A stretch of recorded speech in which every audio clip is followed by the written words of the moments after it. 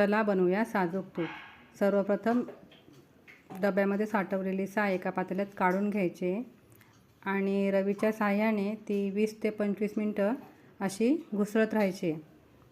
घुसळल्यानंतर आता बघा आपलं लोणी तयार होते।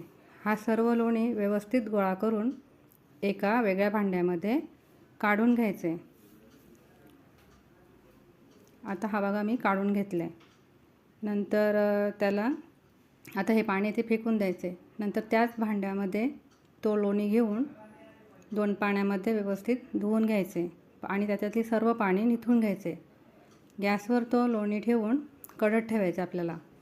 आता बघा हा लोणी कडतोय। हळूहळू रवीच्या साहाय्याने मध्ये मध्ये घुसळत राहायचे कारण तूप जास्त बनेल। आता बघा आपला तूप बनतोय आणि आपला तूप बनला।